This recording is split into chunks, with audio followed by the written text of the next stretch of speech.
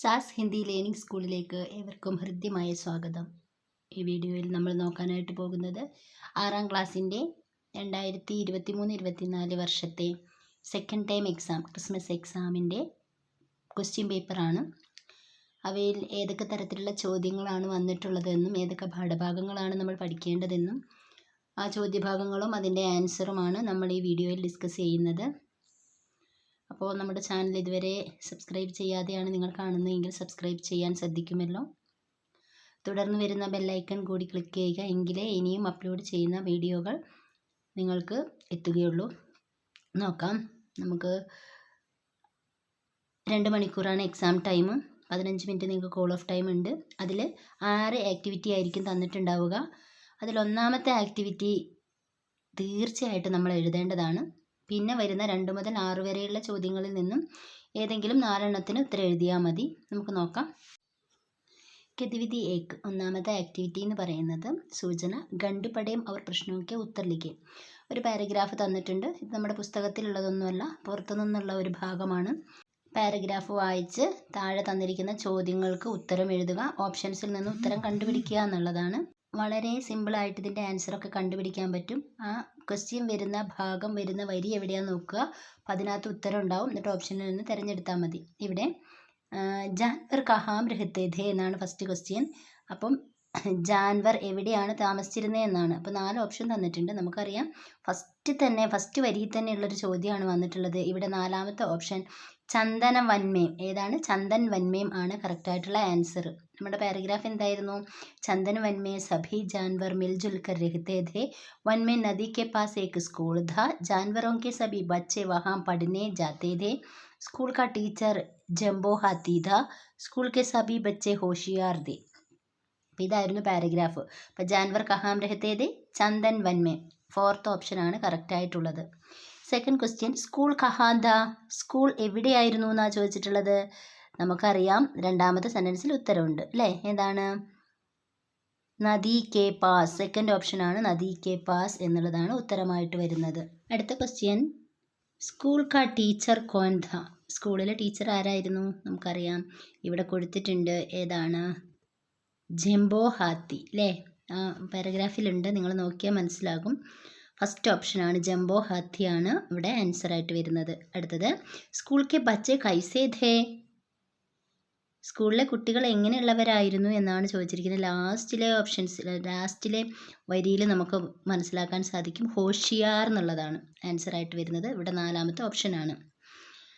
അടുത്തത് സഹി പ്രസ്താവ് ചുൻകർ ലിഖേ. ശരിയായ പ്രസ്താവന തിരഞ്ഞെടുത്ത് എഴുതുക എന്നാണ്. 4 സെൻറ്റൻസ് തന്നിട്ടുണ്ട്. ഇതിലേതാണ് ശരിയായിട്ടുള്ളത് എന്നാണ്. ഇവിടെ 3 എണ്ണം തെറ്റും 1 എണ്ണം ശരിയാണ്. സെക്കൻഡ് ഓപ്ഷനാണ് ശരി. സഭി ജാൻവർ ചന്ദൻ വൻമേ മിൽജുൽക്കർ രഹത്തേത്. എല്ലാ ജീവജാലങ്ങളും ഒത്തൊരുമിച്ച് ആ വനത്തിൽ ചന്ദൻ വനിൽ താമസിച്ചിരുന്നു എന്നാണ്. അപ്പം 2ാമത്തെ ഓപ്ഷനാണ് കറക്റ്റായിട്ടുള്ളത്. അപ്പോൾ ഇങ്ങനെ 5 ക്വസ്റ്റ്യനാണ് നമുക്ക് തന്നിട്ടുള്ളത്. അപ്പോൾ അത് ഈ പാരഗ്രാഫിനെ ബേസ് ചെയ്ത് വളരെ സിമ്പിളായിട്ട് ഉത്തരം കണ്ടുപിടിക്കാവുന്നതാണ്. ഇതുപോലുള്ളൊരു മോഡലിലുള്ളൊരു ക്വസ്റ്റ്യൻ നമുക്ക് ഗതിവിധിയിൽ ഉണ്ടാകും. നെക്സ്റ്റ് നമ്മുടെ പാഠഭാഗത്തെ ബേസ് ചെയ്തിട്ടുള്ള ക്വസ്റ്റ്യൻസ് ആണ്. അടുത്ത ആക്ടിവിറ്റി എന്താണെന്ന് നോക്കാം. അടുത്ത ഗതിവിധി ഹിന്ദുസ്ഥാൻ ഹമാര എന്ന പാഠഭാഗത്തിൻ്റെ ഭാഗം തന്നിട്ടുണ്ട്. താഴെ 2 ചോദ്യങ്ങളാണുള്ളത്. ഒന്നാമത്തെ ക്വസ്റ്റ്യൻ ഇതാണ്. യഹാ കിസ് ദേശ് കാ വർണ്ണൻ ഹെ. ഏതാണ് ഉത്തരം? ഇവിടെ ഏത് ദേശത്തിൻ്റെ വർണ്ണനയാണ്? ഫസ്റ്റ് ഓപ്ഷൻ ഭാരത് കാ. ഖണ്ഡ് കെ ആധാർ പർ സഹി മിലാൻ കരെ. പാരഗ്രാഫിനെ ആസ്പദമാക്കി ഇതിനെ മാച്ച് ദി ഫോളോയിങ് ആണ്, ചേരുംപടി ചേർക്കുക എന്നുള്ളതാണ്. അപ്പോൾ ഏതാണ്? അനോഖേ മൗസം. അനോഖേ മൗസമിന് ചേരുന്നത് ഏതാണ്? ലാസ്റ്റ് ഓപ്ഷൻ രംഗ് ബദൽത്തെ ഹൈ. സമ്പന്ന സംസ്കൃതി. ഭാരത് കി ഷാൻ ഹെ. 3ാമത്തത്. ഭാരത് കി ചമക്ക്. ഫസ്റ്റ് ഓപ്ഷൻ വിശ്വ ബർഫൈലി ഹെ. ഭൗഗോളിക ചലക്ക്. സെക്കൻഡ് ഓപ്ഷൻ ഖൂബ്സൂരത്ത് ഹെ. അപ്പോൾ ഇതും സിമ്പിളായിട്ട് നമുക്ക് പാരഗ്രാഫ് നോക്കിയാൽ പിന്നെ പാഠം പഠിച്ചത് കൊണ്ട് നിങ്ങൾക്ക് എഴുതാൻ പറ്റുന്നതാണ്. ഇതേ മോഡലിൽ ക്വസ്റ്റ്യൻസ് ഉണ്ടാകും. ഗതിവിധി 3, 3ാമത്തെ ആക്ടിവിറ്റി എന്ന് പറയുന്നത് മുർച്ചായ ഫൂൽ എന്ന കവിതയുടെ വരികൾ തന്നിട്ടുണ്ട്. താഴെയുള്ള ചോദ്യങ്ങൾക്ക് ഉത്തരം എഴുതുക എന്നുള്ളതാണ്. ചോദ്യം വായിച്ചിട്ട് കവിതാംശമേ കിസ്കാ വർണ്ണൻ ഹെ. ഈ കവിതയിലെ എന്തിനെക്കുറിച്ചുള്ള വർണ്ണനയാണ് കൊടുത്തിട്ടുള്ളത്? സെക്കൻഡ് ഓപ്ഷൻ മുർച്ചായ ഹുയെ ഫൂൽ കാ.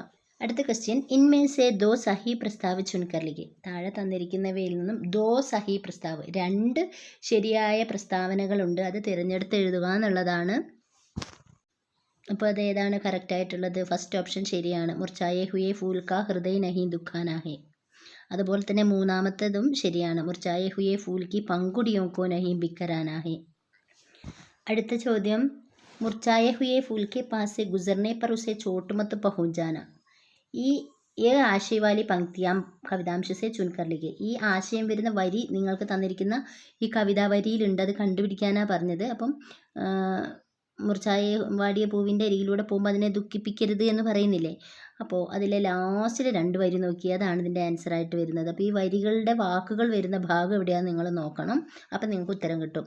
ഗുജറോ അഗർ പാസ് സേ ഇസ്കെ സേ ചോട്ട് പഹൂഞ്ചാനാമത്ത്, അതാണ് ഇതിൻ്റെ ഈ 2 വരിയാണ് അതിൻ്റെ ആൻസർ ആയിട്ട് വരുന്നത്. നെക്സ്റ്റ് ആക്ടിവിറ്റി, ഇൻസാനിയത്ത് കി മിസാൽ എന്ന് പറയുന്ന പാഠഭാഗത്തിൻ്റെ വരികളാണ് തന്നിട്ടുള്ളത്. ആ ഭാഗം വായിച്ച് താഴെയുള്ള 2 ചോദ്യങ്ങൾക്ക് ഉത്തരം എഴുതുക. ഫസ്റ്റ് ക്വസ്റ്റ്യൻ ഇങ്ങനെയാണ്, സൈലാബിനെ കഹാം ജംകർ തബാഹി മച്ചായി. വെള്ളപ്പൊക്കം എവിടെയാണ് നാശനഷ്ടം വിതച്ചത്? നമുക്കറിയാം, ഒന്നാമത്തെ വരിയിൽ തന്നെ ഉത്തരം ഉണ്ടല്ലേ, ഉത്തരാഖണ്ഡ്. ബദ്രീനാഥിൽ ഉത്തരാഖണ്ഡാണ് ആൻസർ ആയിട്ട് വരുന്നത്. അപ്പം നിങ്ങൾ ആ ആദ്യത്തെ വരി എടുത്ത് എഴുതി വെച്ചാൽ നിങ്ങൾക്ക് 1 മാർക്ക് അല്ലേ അവിടെ കിട്ടും. സെക്കൻഡ്, ദുനിയാ മേ ഇൻസാനിയത്ത് ബനായെ രഖിए സന്ദേശ് ദേത്തെ ഹുए एक പോസ്റ്റർ തയ്യാർ കരി. ലോകത്തിൽ മനുഷ്യത്വം ഉണ്ടാക്കണം. ഇപ്പം മനുഷ്യത്വത്തെക്കുറിച്ച് പറയുന്നൊരു ചാപ്റ്റർ ആയിരുന്നല്ലോ ഇൻസാനിയത്ത് കി മിസാൽ. അപ്പോൾ ആ സന്ദേശം കൊടുത്തുകൊണ്ട് പോസ്റ്റർ തയ്യാറാക്കാനാണ് പറഞ്ഞിട്ടുള്ളത്. അടുത്ത ആക്ടിവിറ്റി, നന്ന ഉല്ലു പാഠഭാഗത്തിൻ്റെ ഭാഗം തന്നിട്ടുണ്ട്, അത് വായിച്ച് താഴെയുള്ള ചോദ്യത്തിന് ഉത്തരം എഴുതുക. ഫസ്റ്റ് ക്വസ്റ്റ്യൻ, നന്ന ഉല്ലു പൂരി രാത്ത് കഹാം ബൈറ്റ് രഹാ. നന്ന ഉല്ലു രാത്രി മുഴുവൻ എവിടെ ഇരുന്നു എന്നാണ് പറയുന്നത്.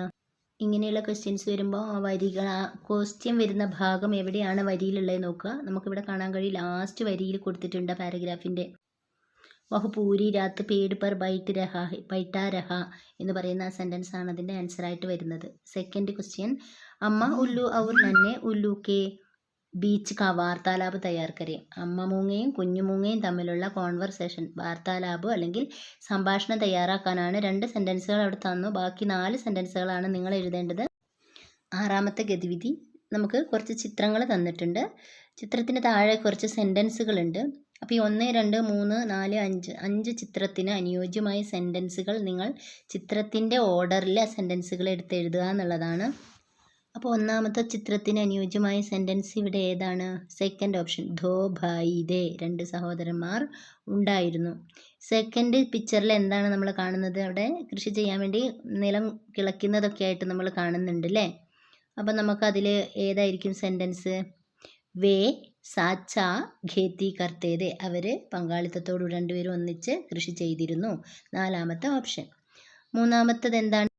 മൂന്നാമത്തെ പിക്ചറിൽ അവർ കൃഷി കൊയ്തെടുക്കുന്നതാണ് കാണുന്നത് അല്ലേ. ലാസ്റ്റ് ഓപ്ഷൻ, ദോനോനെ മിൽക്കർ ഫസൽ കാട്ടി, 2 പേരും കൂടി ചേർന്ന് വിളവൊക്കെ കൊയ്തെടുത്തു. 4ാമത്തെ പിക്ചറിൽ ഇവർ വിഭജിച്ച് വെച്ചിരിക്കുന്നത് നമുക്ക് കാണാൻ കഴിയൂ അല്ലേ.